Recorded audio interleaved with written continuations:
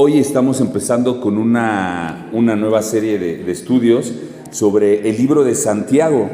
Y este libro de Santiago es una carta, más bien, es una carta que nos va a hablar a través de la vida cristiana, nos va a hablar de la vida cristiana. Y esta epístola, o esta carta también, tiene dos grandes temas generales. Uno es la fe genuina que se demuestra a través de las adversidades, a través de las pruebas, porque cuando tú estás en pruebas, ahí es donde realmente demuestras que conoces a Dios y que crees en Dios. Porque si tú dices creer en Dios, pero cuando viene una primer prueba en tu vida y ya te caes, ya nadie te puede levantar y vives triste y desolado, entonces las personas te preguntarían, pues ¿dónde está ese Dios en el que tú crees, no? Otro grande tema que tiene esta epístola es la sabiduría práctica en la madurez de todo creyente. Si tú dices creer en Dios, tú tendrías que ir creciendo en madurez, en conocimiento de Él. Y mira, creo que esta carta va a ser excelente para poder conocer esa fe verdadera y la práctica de esa fe en nuestro diario vivir. Santiago nos va a hacer reflexionar acerca de la verdadera sabiduría y cómo esta la podemos aplicar en todos los aspectos diarios de nuestra vida. Es decir, esto no se trata de religión, te vuelvo a decir. La palabra de Dios, y en la palabra de Dios podemos encontrar la forma de poder vivir nuestra fe en Él de manera práctica. ¿Cómo? En tu propia persona, con los que te rodean. En tu trabajo, cuando estés pasando alguna prueba laboral, alguna prueba económica, en el matrimonio, con tus hijos. Esto es de lo que te habla la Biblia y de lo que va a hablar Santiago. Entonces, créeme que va a ser una carta que te va a ayudar en sobremanera.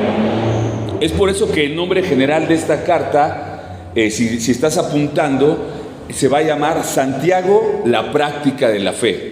Santiago, la práctica de la fe. Y estará durando estas predicaciones, esta serie, alrededor de 3 meses aproximadamente.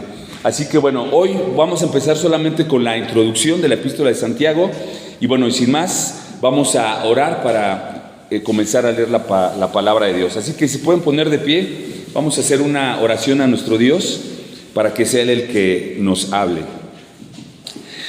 Bendito Dios, gracias hoy te damos por esta mañana, gracias porque hoy nos diste vida, porque hoy podemos estar aquí, podemos ser muy bendecidos por escuchar tu palabra, Señor. Cuando tal vez allá afuera hay personas que tal vez están despertando después de una cruda, están despertando después de tal vez el día de ayer haber golpeado a su esposa, de tal vez en la noche anterior siendo infieles a su matrimonio, a su esposo, a su esposa. Tal vez están despertando después de hacer cosas que sabemos que nos van a traer consecuencias y consecuencias de muerte a nuestra vida. Hoy nosotros estamos aquí, hoy escogimos, Señor, estar aquí delante de tu presencia, Señor, para poder escuchar tu palabra y lo que tú quieres decir a cada uno de los corazones que están aquí, Señor, porque hoy tú tienes una palabra para cada persona, Señor, así eres tú. Una palabra exacta que cada uno de los que estamos aquí necesitamos, Señor, para poder creer y aumentar nuestra fe en ti, Señor. Por eso yo te pido que hoy prepares el corazón de cada uno de los que estamos aquí, que quites ese velo de nuestros ojos, ese velo espiritual que a veces no nos deja conocerte ni entenderte. Habla a su corazón, Señor. Sé tú hablando a través de mí, Padre, que sea tu palabra la que nos anime, nos exhorte y nos bendiga. En el nombre poderoso de Jesús, amén. Muy bien, nos podemos sentar. Así también la fe, si no tiene obras, es muerta en sí misma. Santiago 2:17. Sin duda esta podría ser la frase emblemática del apóstol de Santiago. Justamente esto, así también la fe, si no tiene obras, es muerta en sí misma. Y esto es una realidad, porque la fe tendría que demostrarse a través de tu manera de pensar, en tu manera de sentir y tu manera de actuar. Porque si no se demuestra de esa forma, es una fe muerta. Y mira, ahí adelantito, si abrimos ahí ya la carta a Santiago, está casi al final, después de Hebreos, casi llegando a Apocalipsis. Y te voy a leer en lo que la buscas en tu Biblia de papel. Dice Santiago 2:18, el siguiente versículo, te lo voy a leer en la Nueva Traducción Viviente. Fíjate lo que dice. Santiago les dice: ahora bien, alguien podría argumentar, algunas personas tienen fe, otras buenas acciones, pero exclama, dice, pero yo les digo, ¿cómo me mostrarás tu fe si no haces buenas acciones? Y yo te digo, dice, yo les mostraré mi fe con mis buenas acciones. Es decir, la fe, hermanos, no se muestra en un plano espiritual. La fe sí o sí se tiene que mostrar en este plano terrenal. ¿Y cómo? Con obras. No obras para ser salvo, para buscar tu salvación de Dios, sino obras porque ya eres salvo y porque tienes fe en Dios. Así que es de lo que Santiago nos va a hablar. Y es que es una realidad. Es como el amor, por ejemplo. Tú no puedes decir que amas a alguien si no se lo demuestras. Tú no puedes decir, es que amo a mi esposa, amo a mi esposo, si no le hablas con amor, si no lo respetas. No puedes decir que amas a tus hijos si no los cuidas, si no los alimentas. No puedes decir que amas a alguien si no lo besas, si no lo abrazas. ¿Me explico? Porque si no haces esto, ese amor está muerto. Quiere decir que ese amor no está siendo practicado. Y es exactamente lo mismo con la fe. Si tú no demuestras la fe a través de esas obras de amor, pues esa fe está muerta, ¿no? Y es justamente lo que Santiago nos va a empezar a hablar en esta carta. Bueno, primeramente vamos a hacernos una pregunta. ¿Quién es el autor? ¿Quién es Santiago? Primero vamos a empezar con el nombre. ¿Santiago o Jacobo? Y es que déjame decirte, en la Biblia, si tú abres la Biblia y buscas el nombre de Santiago, no lo vas a encontrar. Solamente lo vas a encontrar en el título. Y es que Santiago realmente no se llamaba Santiago en ese entonces, era Jacobo. Era Jacobo. Y mira, te voy a dar un poquito ahí para poder entender en esta introducción quién es este Jacobo. Jacobo sufrió su nombre algunas modificaciones. Primeramente en el hebreo, en esta lengua que se escribió el Antiguo Testamento, el nombre lo podías pronunciar como Jacob. Ese era el nombre en el hebreo. Después, cuando del hebreo pasa al griego, se pronunciaba Jacobos, con ese al final, Jacobos. Pero más tarde, cuando del griego se traduce el Nuevo Testamento al latín, se le agregó un título y era Sanctus Jacobos. Sanctus de santo o San Jacobo, ¿no? Entonces Sanctus Jacobo. Y cuando del latín se pasa a la lengua castellana, justamente ahí es cuando se hace esta contracción de Sanctus y Jacobos, y se le pone Iago, es decir, Santiago. Es por eso que solamente lo vas a encontrar justamente en estas Biblias, en el castellano, como y toda traducción que viene del latín, ya sea al español, al inglés. El inglés tiene otro nombre porque es la traducción, pero por eso es que se llama Santiago. Bueno, ¿por qué te digo esto? Para que podamos entender de quién estamos hablando, ¿no? Bueno, ahora dentro de la Biblia había 4 Jacobos. El primer Jacobo era Jacobo el mayor. Mira, acompáñame a Mateo 4:21. Mateo 4:21. Ahí en este evangelio de Mateo vamos a ver justamente a este Jacobo que era hijo de Zebedeo.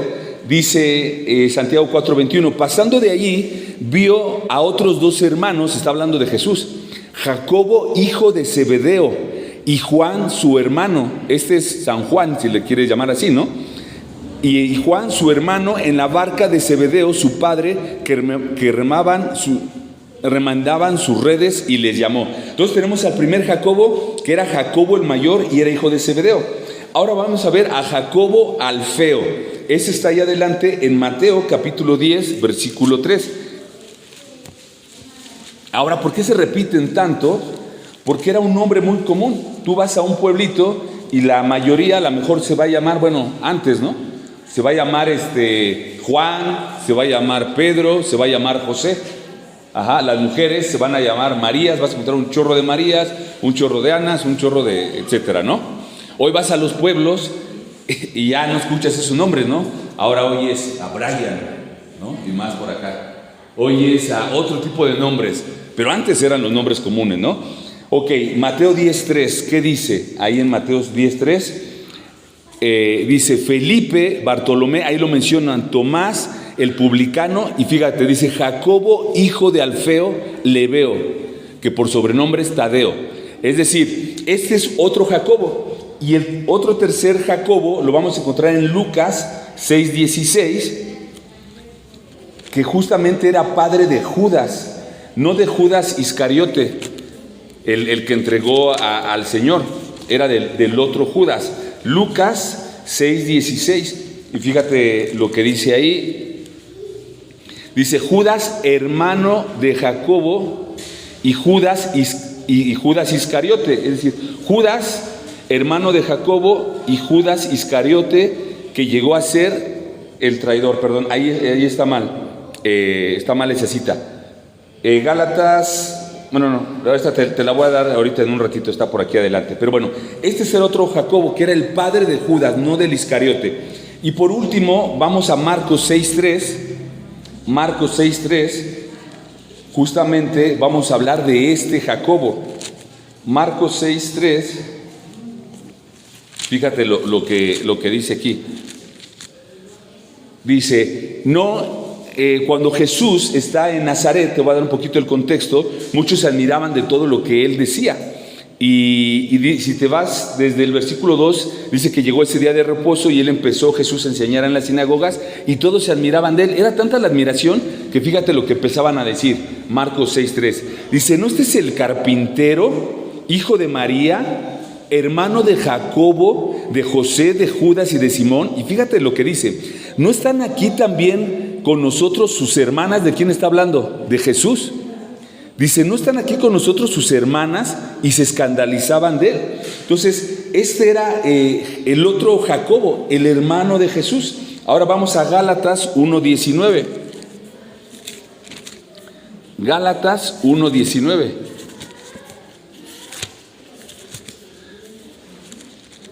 Ahí en Gálatas 1:19 es Pablo hablando justamente a los Gálatas, y fíjate lo que les dice. Dice, pero no había ningún otro, me voy desde el 18, dice, después de pasados 3 años, subí a Jerusalén para ver a Pedro, permanecí con él 15 días, pero fíjate lo que dice, pero no vi a ningún otro de los apóstoles, sino a Jacobo, el hermano del Señor. Este es Jacobo, el hermano del Señor. Y yo sé que a lo mejor si tienes poco tiempo, tú vas a decir, pero ¿cómo es posible? ¿El Señor Jesús tenía hermanos? Sí, claro, tenía hermanos. Cuando Jesús nace, María era virgen. Jesús nació por medio del Espíritu Santo. Pero después de ahí, María tuvo una vida normal como cualquier mujer. Cualquier mujer quiere decir como otras mujeres, no como cualquiera, porque María no era una cualquiera, ¿ok? María era una mujer escogida por el Señor, era una mujer especial, era una mujer que el Señor escogió para esos fines. Imagínate qué bendición la de María, el ser madre de Jesús. Entonces, bueno, tenemos ahí a este Jacobo, que finalmente es Santiago, que es el que escribe esta carta. Y mira, aunque este Jacobo Santiago en un principio no creía en su hermano, después de que Jesús resucitó, fue ahí el momento de su conversión. Y cuando él vio que todas las personas, y se le apareció a más de 500, lo vamos a ver ahorita, en ese momento Santiago, y no solo Santiago, sino todos sus hermanos lo reconocen a Jesús como su Señor y Salvador. Mira, vamos allá, acompáñame a Juan 7, versículo 5 al 7. Juan 7, versículo del 5 al 7. Esto es como una novela. Estamos desentrañando todo lo que pasó con este hombre del Señor. Va a ser interesante que tú lo puedas ver para poder entender de lo que va a tratar su carta. Ok, 7 del 5 al 7, fíjate lo que dice. Ok, dice, porque si aún sus hermanos creían en él, me voy desde el 4, dice, porque ninguno que procura darse a conocer hace algo en secreto, decía Jesús. Si estas cosas haces, manifiéstate al mundo, porque ni aun sus hermanos creían en él.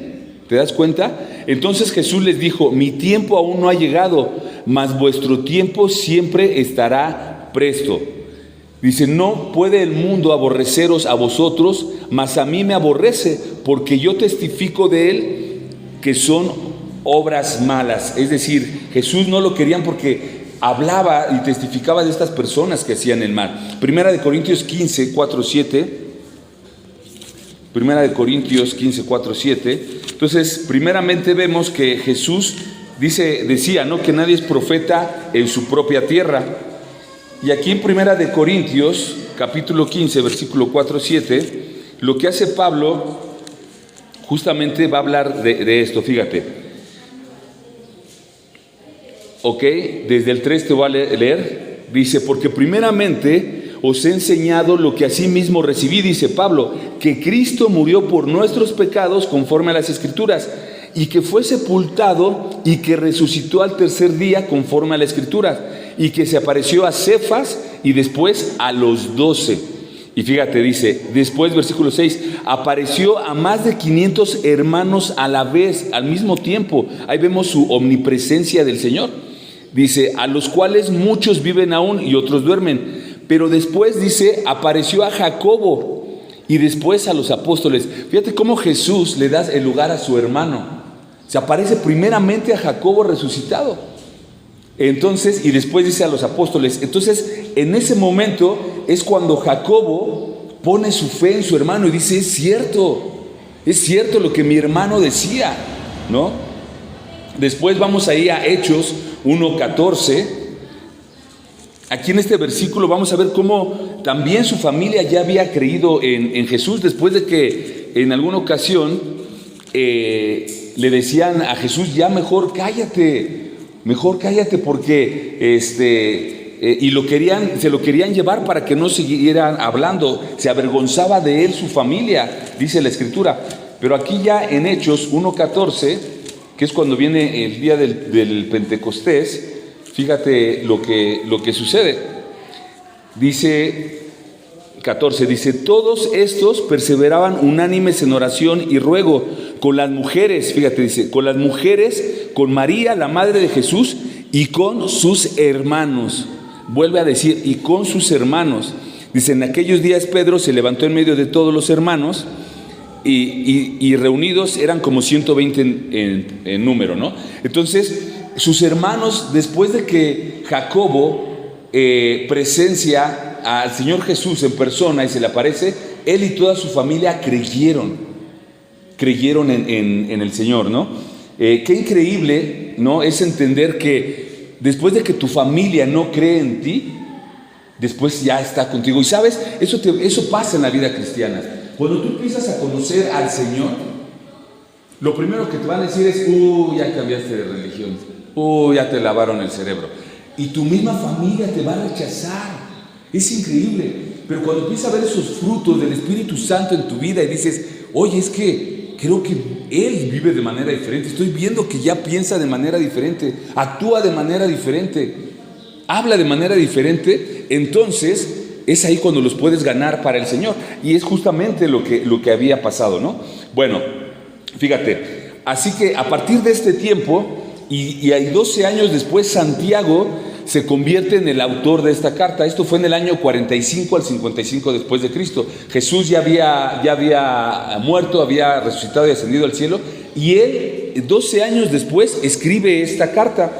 Y esta carta, fíjate, era dirigida a las 12 tribus de Israel que están en la dispersión. Acompáñame ya ahora sí a nuestra carta, Santiago, capítulo 1, versículo 1. Vamos a ver ahí en Santiago cómo es que Santiago, que es Jacobo, pues bueno, envía esta carta dice a los esparcidos, Santiago 1:1, dice, hermanos, yo Santiago, siervo de Dios y del Señor Jesucristo, a las 12 tribus que están en la dispersión. Es decir, que después de la muerte de Esteban, todos los que estaban ahí reunidos fueron esparcidos. ¿Por qué? Porque los empezaron a perseguir por su fe. Porque decían, ¿cómo es posible? Estos ya no creen, ya no son de mi religión. Y entonces los judíos los empezaron a perseguir, ya habían matado a uno de ellos. Pero fíjate lo que pasa, ¿no? Dice aquí que los destinatarios de esta carta no es un destinatario en particular, una iglesia o un grupo, una iglesia, sino que era a las 12 tribus de la dispersión. Y aquí hay algo interesante. Esta carta también se podría llamar la epístola de la fe. ¿Por qué? Porque fíjate, dice que Santiago lo envió a esas 12 tribus que estaban dispersas.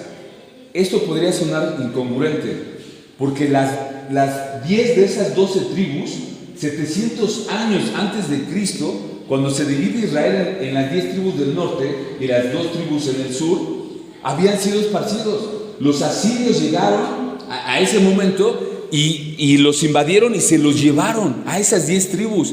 Y las personas y las familias que quedaron en ese lugar se habían metido ya con otras familias, con otras naciones. Así que al día de hoy, y en ese entonces, cuando Santiago escribe la carta, ya no había un censo.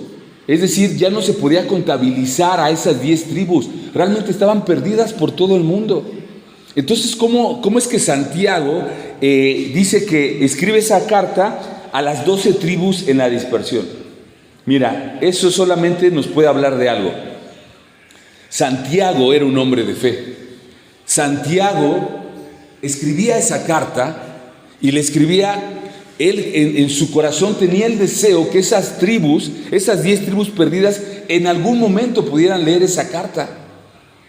Porque no tenía sentido que escribiera y dijera esto a las 12 tribus, solamente teniendo una fe. Y esto es lo que hace Santiago. Santiago era un hombre de fe. Mira, tú no podrías escribir una carta o un libro de algo que no has vivido, de algo que no has experimentado, de algo que no eres. Yo no podría hablar a lo mejor de mecánica y no podría escribir un libro de mecánica porque, pues no sé de mecánica, ¿no? No lo he experimentado, no lo he vivido. Santiago escribió este libro y habla de la fe y de las pruebas porque es algo que vivió. Y eso pasa también con nosotros. Si hoy tú te preguntaras, y pregúntate, si hoy te dijeran, vas a escribir un libro, ¿de qué hablarías? ¿De qué cosa escribirías? Dice la palabra de Dios, de la abundancia del corazón habla la boca. De la abundancia del corazón habla la boca. ¿De qué está lleno tu corazón? Decimos muchas veces, ¿no? Y encontramos a personas y decimos, es que esa persona todo el tiempo se la pasa hablando, chismeando, murmurando. ¿Qué hay en su corazón? Es que esa persona todo el tiempo es una grosera y anda maldiciendo y todo. ¿Qué hay en el corazón de esa persona? Es que esa persona todo el tiempo se la pasa quejando. ¿Qué es lo que hay en el corazón de esa persona? De la abundancia del corazón habla la boca. Es interesante, ¿no?, poder ver esto. Pero bueno, Santiago habló y escribió de la fe, de las pruebas y la sabiduría y la integridad y honestidad, porque de eso estaba lleno su corazón. Por eso es que a Santiago le llamaban Santiago el justo. ¿Ok?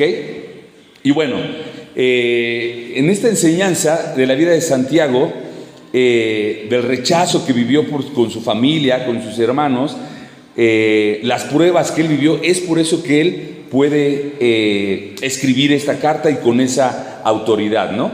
Así que bueno, vamos a empezar y a entrar un poquito a ver las enseñanzas de esta carta. Santiago es una carta que tiene 108 versículos y hace referencia a 22 libros del Antiguo Testamento. Y dentro de esos 22 versículos, también, de esos 108 versículos, también hace alusión a 15 versículos del Nuevo Testamento que se encuentran precisamente en el Sermón del Monte. ¿De qué nos habla esto? Muy probablemente los hermanos lo rechazaban, pero lo seguían. Porque prácticamente la carta de Santiago habla de la obra del Señor y de todas las enseñanzas que aplicó y que enseñó en el Sermón del Monte. Es por eso que aquí hay una enseñanza también para nosotros. En todo momento, tú tienes que hablar de tu fe del Señor. Tal vez tus hermanos, tu familia, se hagan como locos y hacen que no te escuchan, pero todo el tiempo están escuchando. Es lo que pasaba con Santiago. Él lo escuchaba, pero llegó el momento en el que el Señor lo tocó y en ese momento puso su fe en Él, y entonces su vida empezó a cambiar, ¿no? Entonces, muy bien. Entonces, vamos a ver, te decía, uno de los temas principales es la fe genuina que se demuestra a través de las pruebas y el resultado de la fe que se ve a través de las obras. Y un segundo tema principal es la sabiduría práctica en la madurez de todo creyente. Así que, bueno, vamos a adentrarnos a lo que ya son las enseñanzas de esta carta. Y vamos a ir primero ahí a Santiago, capítulo 1. Y en este capítulo, fíjate, del versículo 2 hasta el 18, de lo que va a hablar Santiago es la prueba de la fe. Y vamos a leer Santiago el 2 al 3 nada más. Fíjate, dice Santiago: hermanos míos, tened por sumo gozo cuando os halléis en diversas pruebas, sabiendo que la prueba de vuestra fe produce paciencia. Es decir, el gozo tú lo vas a demostrar cuando hay en tu vida esa paciencia. Es decir, el fruto de tu fe se va a demostrar a través de la paciencia. Y yo te pregunto, ¿has visto a esas personas que están pasando necesidades económicas, que están pasando situaciones con la familia, de salud, de la enfermedad, pero los ves también y dices, Dios sabe por qué lo hace, Dios tiene un plan? Sí, estoy triste y todo, pero yo estoy confiado en Dios. Esa persona ha vivido pruebas en su vida y ha generado paciencia. Así se demuestra la paciencia que habla Santiago. Y esta paciencia es lo que estaban viviendo aquellos que habían sido dispersos, de los que estaban en Jerusalén, porque estaban siendo perseguidos por la fe. Y sabes, tú vas a ser perseguido por tu fe. Mira, más adelante vamos a ver, pero cuando tú eres amigo del mundo y tú haces todo lo que el mundo hace, eres amigo del mundo. Y entonces, ¿sabes qué? Vamos a invitar a Luis. ¿Por qué? Porque no, hombre, él cuando anda en las fiestas y trae unas copas de más, no, hombre, es el alma de la fiesta y todo el mundo invita a Luis, ¿no? Pero cuando Luis decide cambiar su vida porque le ha ido mal, porque está cosechando eso que sembró, esas malas acciones, esas malas decisiones, y entonces empieza a buscar a Cristo. ¿Sabes qué es lo que pasó con Luis? Uy, no, pues ese Luis ya es aleluya. No, ya ni toma. No, ese Luis ya no, ya es bien serio. No, mejor ya ni invitémoslo. ¿Te das cuenta? Nos empiezan a rechazar. Las personas quieren que sigamos haciendo lo mismo que hace el mundo, ¿no? Entonces, Santiago escribe esta carta pensando en estos judíos cristianos que habían sido esparcidos después de la muerte de Esteban y que estaban sufriendo persecución por su fe, porque ya no eran judíos, ya no eran de los fariseos, ahora creían en Cristo. Luego vamos ahí, fíjate, en Mateo 10, 34 y 39, esto está increíble y quiero que pongan mucha atención, ¿no? Mateo 10, 34, 39. Cuando yo lo leí la primera vez, dije, ¿cómo puede ser posible esto? Incluso con mi esposa, cuando hablábamos justamente de esta situación, le dije, Fri, es que eso está en la Biblia y es una realidad y lo vas a empezar a vivir. Fíjate, dice el Señor, justamente hablando a sus discípulos, Mateo 10, 34, 39. Dice, no penséis que he venido para traer paz a la tierra. Yo dije, ¿cómo? O sea, entonces el Señor vino a traer guerra. O sea, no entiendo, ¿no? Dice, no penséis que he venido a traer paz a la tierra. No he venido para traer paz, sino espada. Dije, híjole, ya se puso peor esto. ¿Cómo que no vino a traer paz sino espada? O sea, eso no me cabía en la cabeza. Pero fíjate lo que dice. Porque he venido para poner disensión, es decir, división, al hombre, y esto está increíble, fíjate, contra su padre. Dice, al hombre contra su padre, a la hija contra su madre, y a la nuera contra su suegra, y los enemigos del hombre serán los de su casa. Y tú puedes decir, ¿cómo es esto? ¿Cómo es que Dios, Jesús, vino a hacer esto a la tierra? No, Él no vino a hacer esto. Esto es una consecuencia de que cuando tú empiezas a buscar a Dios y quieres hacer su voluntad, empiezas a tener por enemigos a los de tu casa. ¿Cuántas veces no hemos escuchado a personas, hermanos, hermanas que dicen, ¿sabes qué? Es que cuando yo le dije a mi mamá, ¿sabes qué, mamá? Hoy quiero conocer del Señor y el único lugar donde me enseñan la palabra de Dios es en la iglesia cristiana. He recibido al Señor, he dejado de tener una religión para tener una relación. Soy cristiano. ¿Qué pasa? ¿Cuántas familias no se han dividido? ¿Sabes qué? Mi mamá me dijo que no me quería volver a ver en mi casa. ¿Por qué? Porque he aceptado a Cristo como mi único y suficiente Salvador y me cambié de religión. Oye, pero espérate, pero hoy ya no estás tomando. Aún así dice que me prefiere ver borracho, pero que lo acompaña a la iglesia.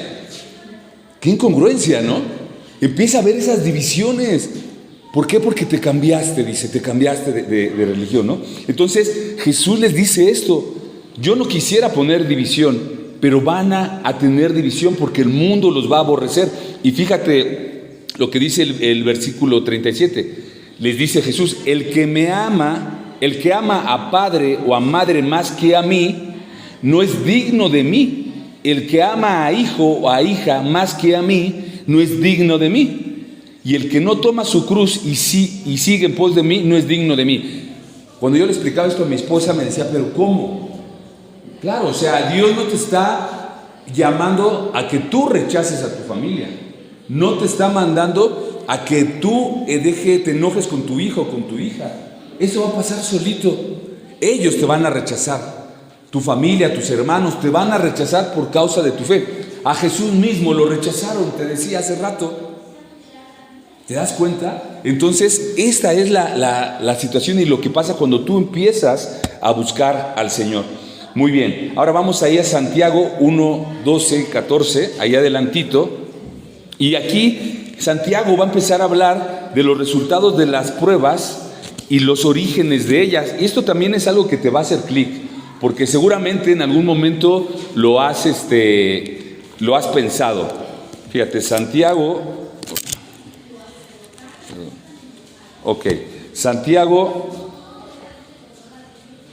12, 14. Fíjate, dice, bienaventurado el varón, por llamar al hombre, pero también es para la mujer, bienaventurado el varón que soporta la tentación, porque cuando haya resistido la prueba recibirá la corona de vida que Dios ha prometido a los que le aman. Cuando alguno es tentado, fíjate lo que dice, no diga que es tentado de parte de Dios, porque Dios no puede ser tentado por el mal ni tienta a nadie. ¿Cuántas veces hemos dicho, es que no sé por qué Dios me pone unas tentaciones, y es que Dios me está tentando, y es que Dios me está probando? Y sabes, Dios no tienta a nadie, menos con algo malo, sino que a través de nuestra propia concupiscencia, a través de nuestros propios pecados, fíjate lo que dice el versículo 14, sino que cada uno, dice, es tentado cuando de su propia concupiscencia, es decir, de su propio deseo, de su propio pecado, dice, es atraído y seducido. Es decir, el Señor no te tienta. Cuando tú, a través de ese pecado que tú tienes, o talón de Aquiles, llamémosle así, por ejemplo, algunos dicen, mi talón de Aquiles es, la comedera, ¿no? Yo como muchísimo y mi talón de Aquiles es eso. Eso es en lo que peco. O mi talón de Aquiles es el chisme. Y es que, no es que yo lo busque, pero las vecinas se ponen solitas para yo hablar de ellas, ¿no? Y entonces, pues chismeo, ¿no? No, el Señor no es que te ponga esa tentación, sino que justamente cuando viene la tentación, que es puesta por el diablo, lo que hace el Señor nada más se mantiene firme y dice, ok, cuando tú ya eres hijo de Dios, dice, ok, llegó la tentación, yo no la mandé, voy a ver cómo reaccionas a ella. Y te observa, te prueba viendo a ver cómo vas a reaccionar. No es que Él te mande la prueba, no es que Él te mande la tentación. ¿Me explico? Entonces, vemos aquí que Santiago va a hablarnos del resultado de las pruebas, que veíamos va a producir paciencia, pero también va a hablar del origen de las tentaciones, de dónde vienen las tentaciones. Después del versículo 19 al 27, También, fíjate lo que habla Santiago, dice: por esto, mis amados hermanos, todo hombre sea pronto para oír, tardo para hablar y tardo para airarse, quiere decir para enojarse, porque en la ira del hombre no obra la justicia de Dios. Ahí justamente del versículo 19 al 27, el Señor nos va a llamar a no solamente ser oidores de la palabra, sino hacedores. Mira, vamos allá adelante al 22, versículo 22 al 24. Santiago le dice: pero sed hacedores de la palabra y no tan solo oidores, engañándonos a vosotros mismos. Dice: porque si alguno es oidor de la palabra, pero no hacedor de ella, este es semejante al hombre que considera en un espejo su rostro natural, porque se considera a sí mismo y se va y luego se olvida de cómo era. Es decir, cuando tú vienes a la iglesia, ¿cuántas veces no lo hicimos, no? Cuando lleva a la religión tradicional, regularmente vas, escuchas, y yo sé que tú lo ves en las personas, van, se meten a la iglesia y entonces escuchan, pero ¿qué crees? Saliendo hacen exactamente lo contrario de lo que acababan de escuchar. O entre semanas su vida hacen todo lo contrario. Por eso es que Santiago les llama y les dice: no sean solamente oidores, sino sean hacedores de la palabra. Es decir, pon por acción lo que acabas de aprender. Eso es lo que le decía a los judíos. Pero ¿qué crees? También nos lo está diciendo a nosotros.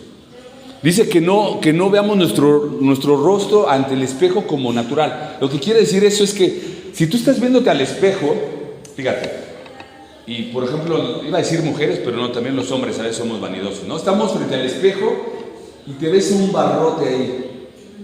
¿Qué es lo que va a ser? Así blanco, grandote, ¿no? O a veces a mí me salían acá en la nariz como de bruja, ¿no? Era horrible. Yo decía: no puedo, ¿cómo voy a hacer eso? Me lo tengo que exprimir y se me va a ver. Bueno, ¿qué es lo que haces cuando lo ves así? Tienes que hacer algo. Haces algo. Si te lo puedes exprimir, te lo exprimes. Si te pones un parche, te pones un parche. Si te ves algo, algún defecto en tu rostro, vas a hacer algo para que ya no sea igual. Lo que dice Santiago, que cuando no hacemos lo que escuchamos, somos como aquellos que vemos algo, vemos un defecto y hacemos como que no lo vemos y nos vamos. No hacemos ningún cambio en nuestra vida. Eso es lo que está diciendo Santiago, ¿no? Bueno, ahora fíjate ahí Santiago, del capítulo 2 al 13, del 1 al 13, Santiago va a hablar del favoritismo. Y esto, cómo a veces hacemos distinción de personas según su posición social o porque nos caen bien. Vamos a Santiago capítulo 2, versículo del 1 al 3, solamente vamos a leer estos. Fíjate, dice: hermanos míos, que vuestra fe en nuestro glorioso Señor Jesucristo sea sin acepción de personas.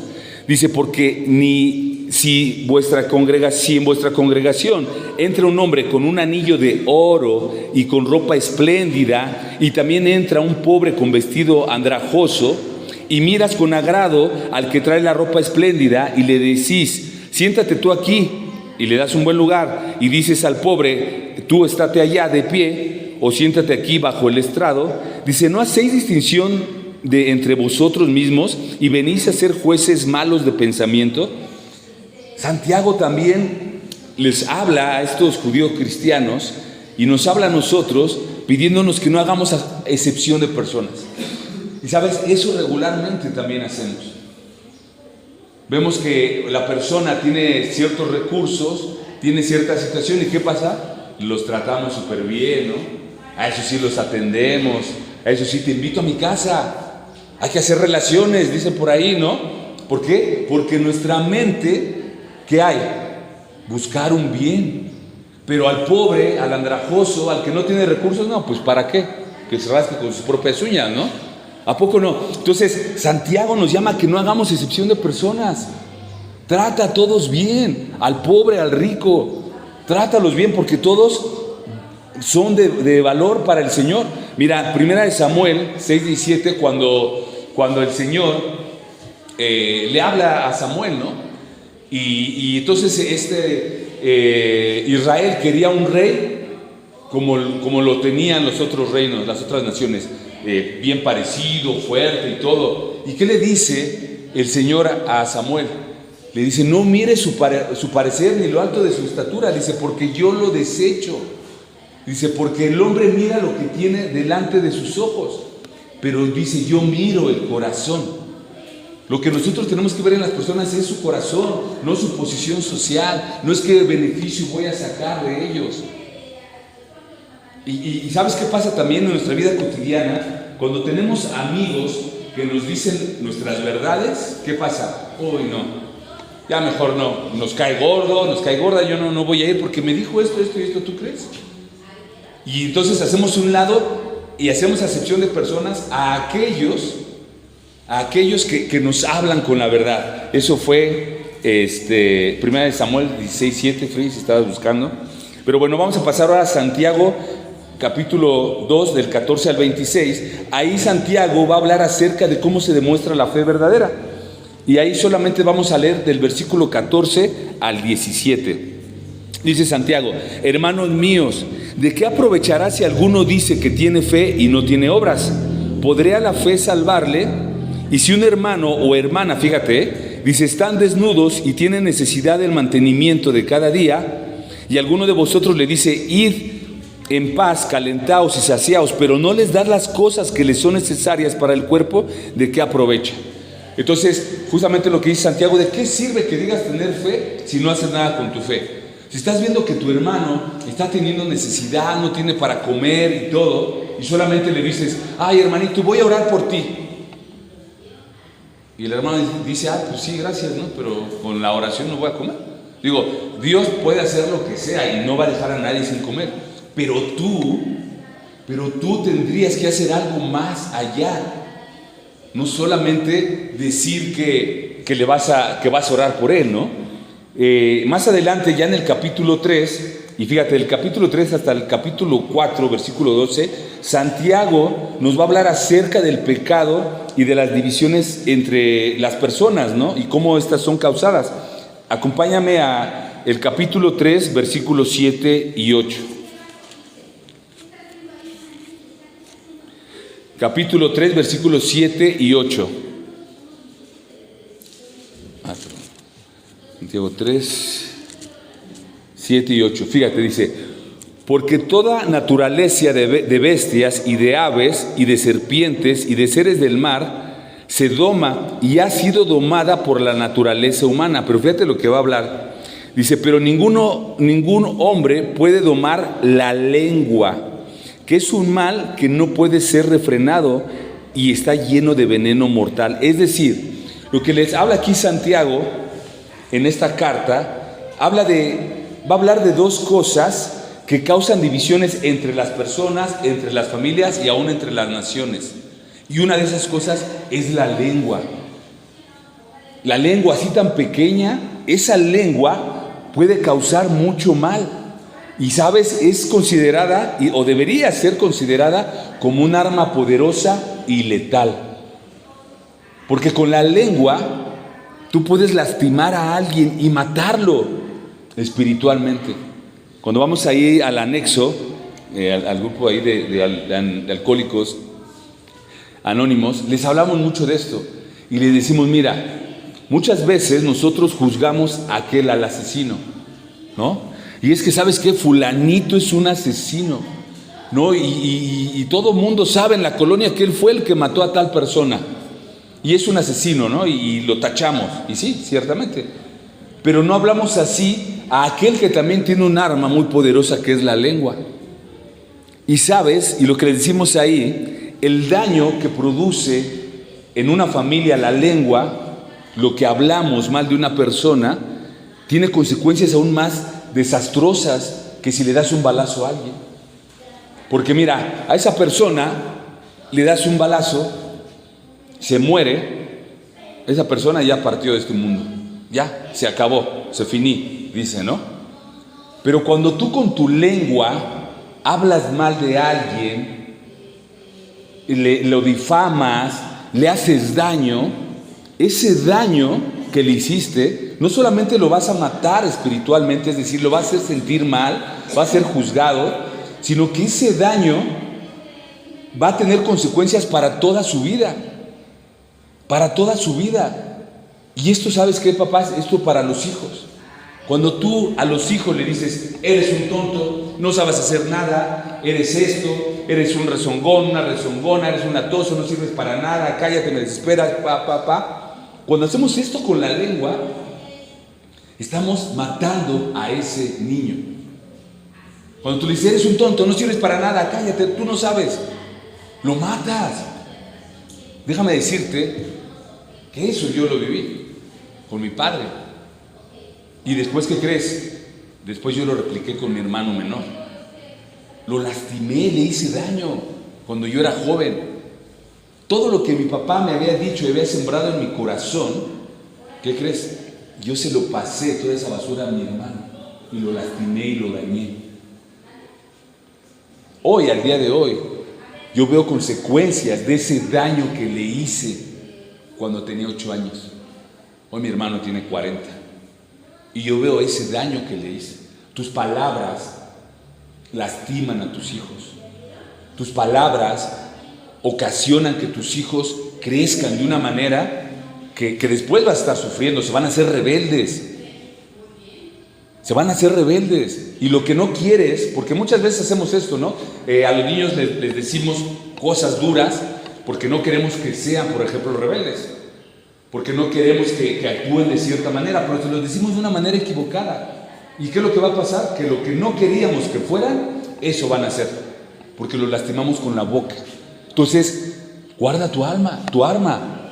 Pero sabes, muchas veces esa arma la traemos desenfundada, ¿no? Como si fuera acá, pero la traemos acá, ¿no? En la boca. Cuida tu lengua porque lastimas a las personas. Otra forma en la que Santiago les habla acerca de cómo se dividen las familias, de cómo se dividen las naciones, lo vemos en Santiago 4:1. Fíjate, dice, ¿de dónde vienen las guerras y los pleitos entre vosotros? Dice, ¿no es de vuestras pasiones las cuales combaten en nuestros miembros? Y dice, codicia si no tenéis, matáis y ardéis de envidia, y no podéis alcanzar. Dice, combatís y lucháis, pero no tenéis lo que deseáis porque no pides.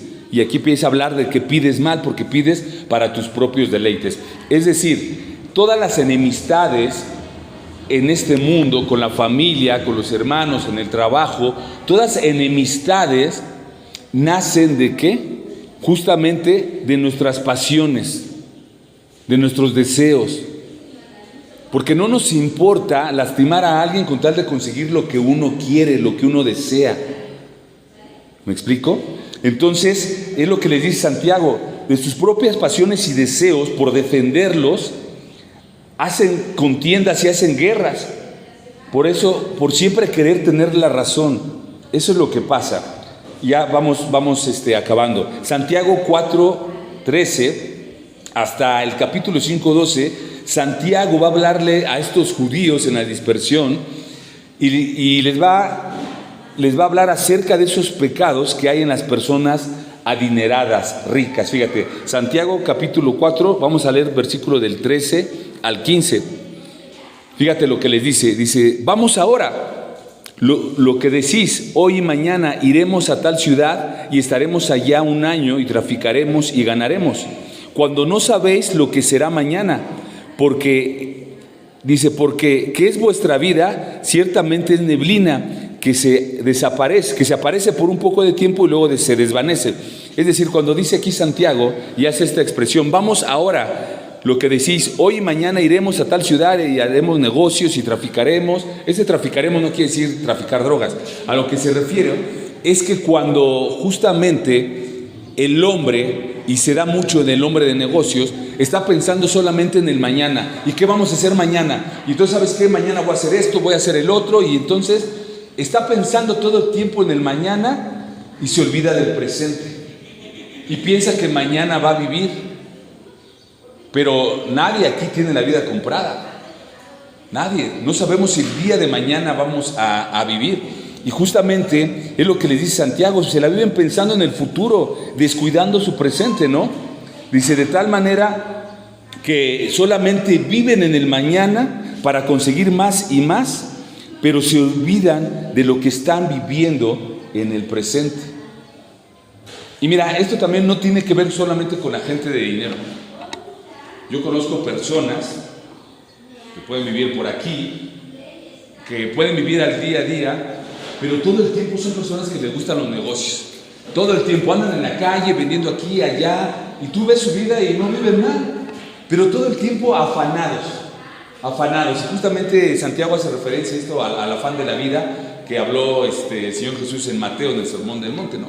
Vives tan afanado por lo de mañana, por lo que va a pasar todo el tiempo, que descuidas a tus hijos, que descuidas tu día a día, descuidas tu presente por pensar en el futuro. Y la palabra dice, ¿no? También cuando dice el Señor, dice, estás afanado por lo que vas a vivir mañana, pero dice, hoy van a pedir tu alma, hoy vienen a pedir tu alma. Entonces tenemos que vivir, dar gracias a lo que tenemos cada día, lo que Dios nos da.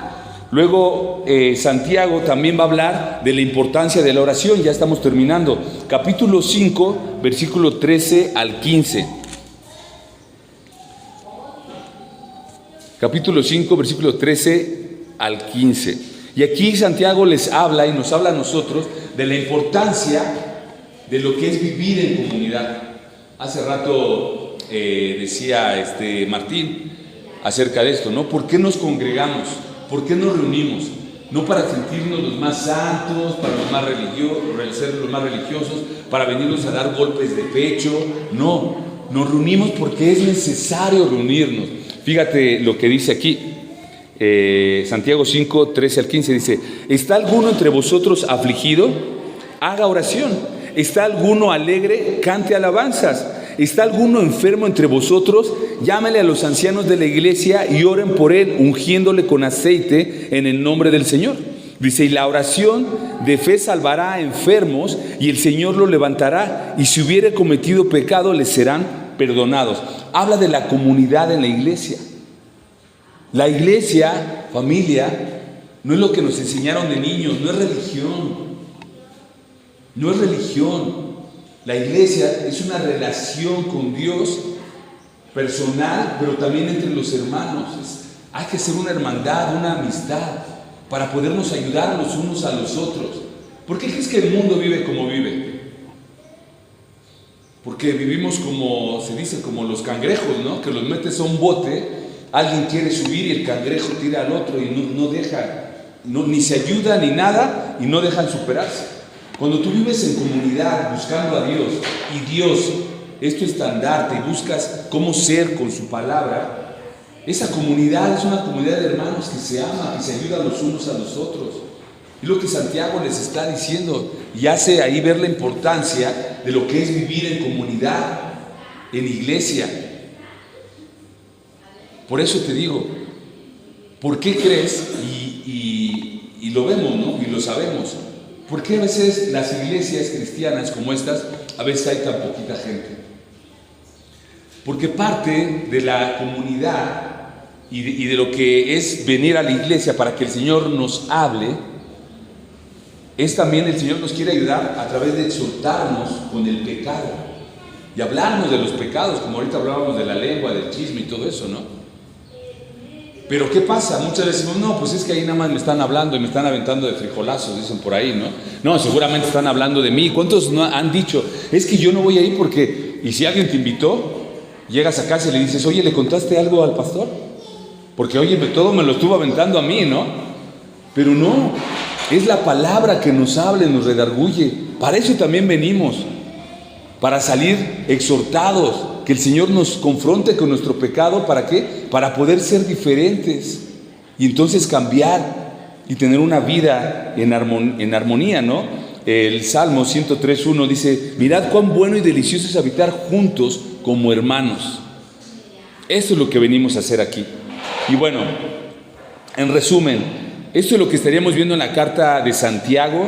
Santiago buscaba que estos nuevos creyentes que habían pasado del judaísmo, de su religión, a creer en Cristo y solamente en Cristo como su único Señor y Salvador, en la dispersión, ellos estaban pasando persecución de la religión, ¿no? de los fariseos.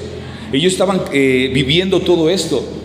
Y entonces Él los quiere animar con esta carta. los quiere animar a vivir una vida de integridad, de fe, de no solamente ser oidores, sino hacedores de la palabra, de cuidar su lengua, su manera de expresarse de los demás, de no hacer divisiones, de entender que sus familias los iban a rechazar por causa de Cristo. Entonces, Santiago les habla acerca también de las tentaciones y de las pruebas. Es por eso que esta carta de Santiago también es una carta de fe, una carta de esperanza, donde nosotros vamos a poder ya ver a detalle aspectos prácticos de nuestra vida, cómo poder vivir. Acuérdate, no es cómo hacer religión, es cómo poder vivir y tener una relación personal con Dios a través de Jesucristo. ¿Cómo es que tengo que vivir? Santiago lo que les quiere decir con esta carta a estos judíos cristianos en la dispersión es: ya no busques más su religión, no busques regresar al fariseísmo, donde todo era pecado, no puedes hacer esto y el otro, y vivían vidas solamente frías, vacías. Les decía el Señor Jesús, sepulcros blanqueados, ¿no? Porque sí, se visten con ropas blancas y ponen su cara de que son buenos, pero por dentro están podridos. Por eso les decía sepulcros. ¿Qué hay en un sepulcro? Huesos podridos.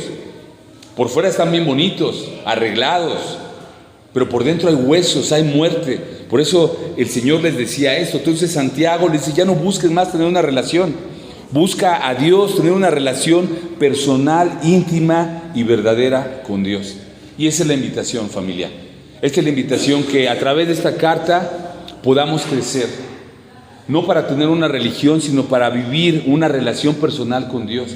Para seguir siendo transformados. Pero, ¿sabes? También para poder bendecir a otros con la palabra de Dios. Con lo que venimos a aprender aquí, vamos a ver muchos aspectos prácticos de vida cristiana. Y créeme que si tú pones por obra, como decía Santiago, lo que aquí aprendas, ya no vas a vivir una religión, vas a vivir a Cristo personalmente. A ese Cristo que está interesado en tu vida. Como te decía hace rato, Él está más interesado en que tú puedas vivir una vida de gozo, en paz, tranquilo, tranquila, feliz. Que puedas vivir un matrimonio donde se acaben los problemas. Un matrimonio feliz donde tus hijos puedan desear casarse. Porque, ¿sabes? Hoy los jóvenes ya no quieren casarse. ¿Por qué? Porque dicen: ¿para qué? ¿Para lo que viví con mi papá, con mi mamá? ¿Lo que veo con tal y tal? No. Ellos tienen que ver en nosotros esa nueva vida en Cristo. De eso se trata la palabra de Dios. De eso se trata el congregarnos. Y de eso se va a tratar esta carta de Santiago. Así que vamos a orar, hermanos. Bendito Dios, gracias por la palabra hoy expuesta. Gracias, Señor, porque hoy tú nos has enseñado a través de esta introducción a esta carta de Santiago a cómo poder vivir una vida en obediencia a ti. Cómo poder en medio de las pruebas gozarnos, entendiendo que las pruebas que hoy pasamos en nuestra vida nos van a traer crecimiento espiritual. Cómo a través de esas pruebas vamos a aprender y no vamos a cometer los mismos errores. Gracias, Señor, por exhortarnos también a cuidar nuestra lengua, lo que hablamos, Señor. A vivir vidas santas, Señor. Tal vez no perfectas, pero siempre buscando hacer tu voluntad, Señor. No mis deseos carnales y mundanos, Señor. A poder reflejar en mi vida a ti, Señor, a Cristo. Que las personas cuando me vean puedan decir: yo quiero vivir como tú vives. Hoy veo que vives diferente. Hoy veo que vives de una manera diferente, y aun cuando estás en pruebas tienes fe en el Señor. Ayúdanos a representar a Cristo en nuestra vida, Señor. No viviendo una religión, sino una relación personal, viva, profunda y genuina contigo, Señor. Gracias te damos en el nombre poderoso de Jesús. Amén.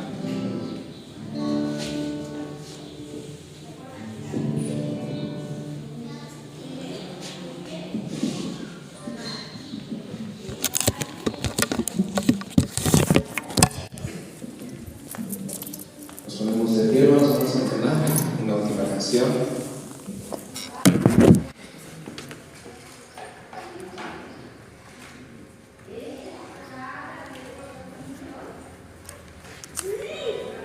Para terminar con este tiempo de canción de esta mañana. Vamos a entonar la canción, se llama Completo está. Haciendo y recordando más bien estas palabras del apóstol Pablo, que nos dicen que estando persuadido, estando convencido de que con el